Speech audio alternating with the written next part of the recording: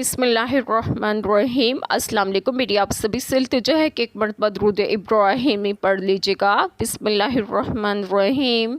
اللہم صلی علی محمد وعلی آل محمد کما صلیت علی ابراہیم وعلی آل ابراہیم انک حمید مجید۔ اللہم بارک علی محمد وعلی آل محمد کما بارکت علی ابراہیم وعلی آل ابراہیم انک حمید مجید۔ بسم اللہ الرحمن الرحیم۔ اور وہی ہے جس نے زمین میں تمہیں نائب کیا اور تم میں ایک کو دوسرے پر درجوں بلندی دی کہ تمہیں آزمائے اس چیز میں جو تمہیں عطا کی۔ بے شک تمہارے رب کو عذاب کرتے دیر نہیں لگتی اور بے شک وہ ضرور بخشنے والا مہربان ہے۔ بسم اللہ الرحمن الرحیم۔ آج جو بات میں آپ لوگوں سے ڈسکس کروں گی وہ یہ ہے کہ سورۃ قریمہ میں ہے کہ اور وہی ہے جس نے زمین میں تمہیں نائب کیا، کیونکہ سید عالم صلی اللہ علیہ وسلم خاتم النبیین ہیں۔ آپ صلی اللہ علیہ وسلم کے بعد کوئی نبی نہیں اور آپ صلی اللہ علیہ وسلم کی امت آخر الامم ہے، اس لیے ان کو زمین میں پہلوں کا خلیفہ کیا کہ اس کے مالک ہوں اور اس میں تصرف کرے اور تم میں ایک کو دوسرے پر درجوں بلندی دے، شکل و صورت میں، حسن و جمال میں، رزق و مال میں، علم و عقل میں اور قوت و کمال میں، کہ تمہیں آزمائے یعنی آزمائش میں ڈالے کہ تم نعمت و جاہ و مال پا کر کیسے شکر گزار رہتے ہو اور باہم ایک دوسرے کے ساتھ کس قسم کے سلوک کرتے ہو اس چیز میں جو تمہیں عطا کی۔ بے شک تمہارے رب کو عذاب کرتے دیر نہیں لگتی اور بے شک وہ ضرور بخشنے والا مہربان ہے۔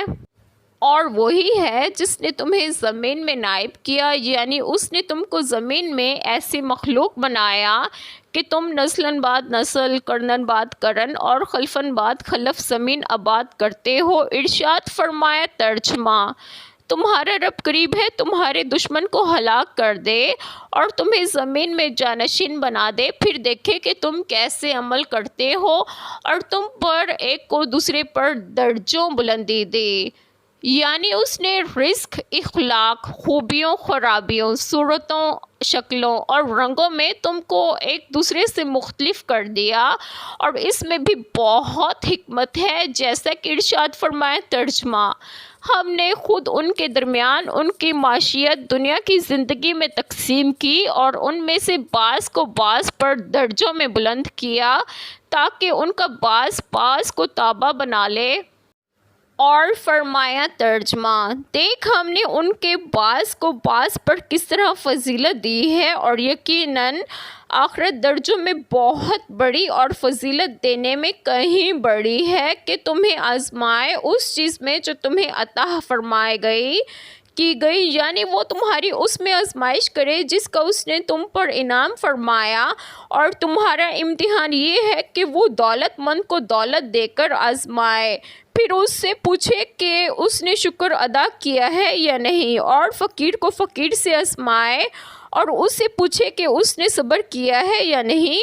حضرت ابو ہریرہ رضی اللہ عنہ بیان کرتے ہیں کہ رسول اللہ صلی اللہ علیہ وسلم نے فرمایا: بے شک دنیا شیریں اور سرسبز و شاداب ہے اور اللہ تعالیٰ اس میں تمہیں ایک دوسرے کے بعد بھیجنے والا ہے اور وہ یہ دیکھنے والا ہے کہ تم کیا عمل کرتے ہو، پس دنیا سے بچ جاؤ اور عورتوں سے بچ جاؤ کہ بنی اسرائیل کا پہلا فتنہ عورتوں کے بارے میں تھا۔ حضرت ابو ہریرہ رضی اللہ عنہ بیان کرتے ہیں کہ انہوں نے نبی کریم صلی اللہ علیہ وسلم سے سنا، آپ صلی اللہ علیہ وسلم نے فرمایا: بنی اسرائیل میں 3 شخص تھے، ایک کوڑھی، دوسرا اندھا اور تیسرا گنجا۔ اللہ تعالیٰ نے چاہا کہ ان کا امتحان لے، چنانچہ اللہ تعالیٰ نے ان کے پاس ایک فرشتہ بھیجا۔ فرشتہ پہلے کوڑھی کے پاس آیا اور اس سے پوچھا کہ تمہیں سب سے زیادہ کیا چیز پسند ہے؟ اس نے جواب دیا کہ اچھا رنگ اور اچھی چمڑی، کیونکہ مجھ سے لوگ نفرت کرتے ہیں۔ فرشتے نے اس پر اپنا ہاتھ پھیرا تو اس کی بیماری دور ہو گئی اور اس کا رنگ بھی خوبصورت ہو گیا اور چمڑی بھی اچھی ہو گئی۔ فرشتے نے پوچھا کس طرح کا مال تم زیادہ پسند کرو گے؟ اس نے کہا کہ اونٹ، یا اس نے گائیں کہی۔ اسحاق بن عبداللہ کو اس سلسلے میں شک تھا کہ کوڑھی اور گنجی دونوں میں سے ایک نے اونٹ کی خواہش کی تھی اور دوسرے نے گائیں کی۔ فرمایا چنانچہ اسے حاملہ اونٹنی دی گئی اور کہا گیا کہ اللہ تعالیٰ تمہیں اس میں برکت دے گا۔ پھر فرشتہ گنجے کے پاس آیا اور اس سے پوچھا کہ تمہیں کیا چیز پسند ہے؟ اس نے کہا کہ عمدہ بال، اور میرا موجودہ عیب ختم ہو جائے کیونکہ لوگ اس کی وجہ سے مجھ سے الگ رہتے ہیں۔ فرشتے نے اس کے سر پر ہاتھ پھیرا تو اس کا عیب جاتا رہا اور اس کے عمدہ بال آ گئے۔ فرشتے نے پوچھا کس طرح کا مال پسند کرو گے؟ اس نے کہا کہ گائیں۔ فرشتے نے اسے حاملہ گائیں دے دی اور کہا کہ اللہ تعالیٰ تمہیں اس میں برکت دے گا۔ پھر فرشتہ اندھے کے پاس آیا اور کہا کہ تمہیں کیا چیز پسند ہے؟ اس نے کہا کہ اللہ تعالیٰ مجھے آنکھوں کی روشنی دے دے تاکہ میں لوگوں کو دیکھ سکوں۔ فرشتے نے ہاتھ پھیرا اور اللہ تعالیٰ نے اس کی بینائی اسے واپس دے دی۔ پھر پوچھا کہ کس طرح کا مال تم پسند کرو گے؟ اس نے کہا کہ بکریاں۔ فرشتے نے اسے حاملہ بکری دے دی۔ پھر تینوں جانوروں کے بچے پیدا ہوئے، یہاں تک کہ کوڑھی کے اونٹوں سے اس کی وادی بھر گئی، گنجے کی گائے بیل سے اس کی وادی بھر گئی اور اندھے کی بکریوں سے اس کی وادی بھر گئی۔ پھر دوبارہ فرشتہ کوڑھی کے پاس اسی پہلی شکل و صورت میں آیا اور کہا کہ میں ایک نہایت مسکین و فقیر آدمی ہوں، سفر کا تمام سامان و اسباب ختم ہو چکا ہے اور اللہ تعالیٰ کے سوا اور کسی سے حاجت پوری ہونے کی امید نہیں، لیکن میں تم سے اسی ذات کا واسطہ دے کر جس نے تمہیں اچھا رنگ اور اچھا چمڑا اور مال عطا کیا، ایک اونٹ کا سوال کرتا ہوں جس سے سفر کو پورا کر سکوں۔ اس نے فرشتے سے کہا کہ میرے ذمے حقوق اور حق بہت سے ہیں۔ فرشتے نے کہا غالباً میں تمہیں پہچانتا ہوں، کیا تمہیں کوڑھ کی بیماری نہیں تھی جس کی وجہ سے لوگ تم سے گھن کھاتے تھے؟ تم ایک فقیر اور کلاش تھے، پھر تمہیں اللہ تعالیٰ نے یہ چیزیں عطا کی۔ اس نے کہا یہ ساری دولت تو میرے باپ دادا سے چلی آ رہی ہے۔ فرشتے نے کہا کہ اگر تم جھوٹے ہو تو اللہ تعالیٰ تمہیں تمہاری پہلی حالت پر لوٹا دے۔ پھر فرشتہ گنجے کے پاس اسی پہلی شکل و صورت میں آیا اور اس سے بھی وہی درخواست کی اور اس نے بھی وہی کوڑھی والا جواب دیا۔ فرشتے نے کہا کہ اگر تم جھوٹے ہو تو اللہ تعالیٰ تمہیں اپنی پہلی حالت میں لوٹا دے۔ اس کے بعد فرشتہ اندھے کے پاس آیا اسی پہلی شکل و صورت میں اور کہا کہ میں ایک مسکین آدمی ہوں، سفر کے تمام سامان ختم ہو چکے ہیں اور سوائے اللہ تعالیٰ کی کسی سے حاجت پوری ہونے کی توقع نہیں۔